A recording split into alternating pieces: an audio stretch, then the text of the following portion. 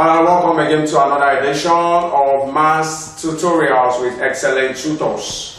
As you know, we have your best interest at heart, and all we are doing is so that you can pass mathematics easily in any of your external examination and even your school exam. Today we want to consider how to solve quadratic equation using complete the square method. The question on the board says, solve the quadratic expression using complete the square method.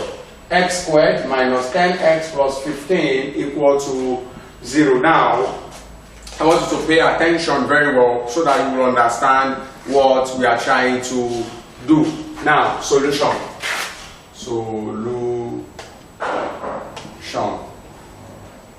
X squared minus 10x plus 15 equal to 0. Step 1. The first thing you do, the first step is to transfer this 15 to this side. That's the first thing you are going to do. You take this 15 to this side. So you have x squared minus 10x is equal to minus 15 because we have taken this one to this side. Another thing I would like to add is that whenever the coefficient of x squared is greater than 1, the first thing to do is to divide everything through by the coefficient of x squared. But that's if the coefficient of x squared is greater than 1. It does not make sense if the coefficient of x squared is not greater than 1 to divide through by 1, because you still arrive at the same answer. But if it is greater than 1, divide everything through by the coefficient of x squared. I hope you understand up to this point.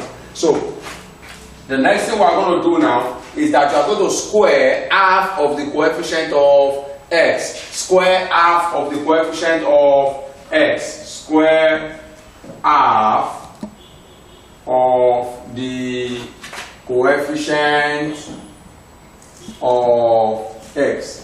Now, many students do make mistake. When we ask them to square half of the coefficient of x, they forget this sign that is here. So they will say the coefficient of x here is just 10. Sorry, the coefficient of x here is not just 10. The coefficient of x here rather is minus 10. So square half of the coefficient of x means half of minus 10, you square it.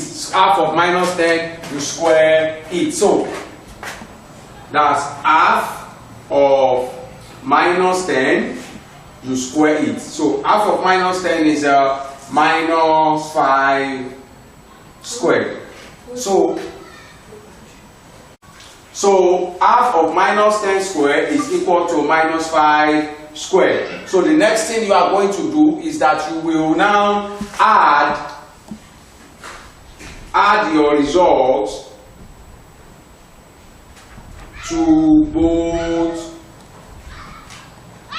sides. You add your results to both sides. That is, you add this to both sides. So you have x squared minus 10x plus, add is plus, so plus minus 5 squared equal to minus 15 plus minus 5 squared. A lot of people, when we say add your results to both sides, this is positive, then they will throw away this minus or they just ignore it completely. No, this is what you do with it.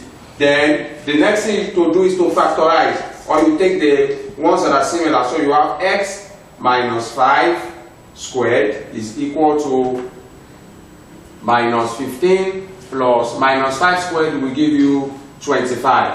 So x minus 5 squared minus 15 plus 25 will give us 10. So x minus 5. So, sorry. The next thing you are going to do is to find the square root of both sides. Find the square root of both sides. So if you find the square root of both sides, you have x minus 5 squared.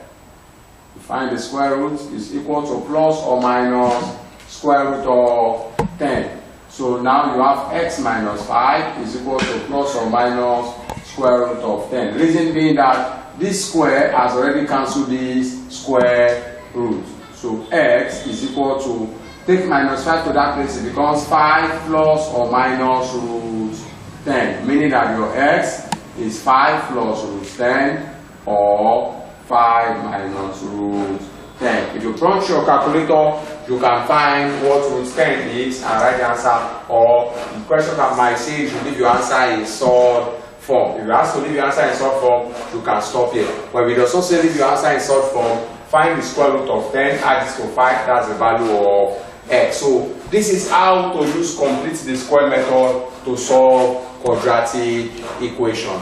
Until next time when I shall come your way again, please remember to subscribe, follow, share and like this page. The more viewers, the more likes we have, the more it is for other people to also see these videos. Do have a lovely day. God bless you.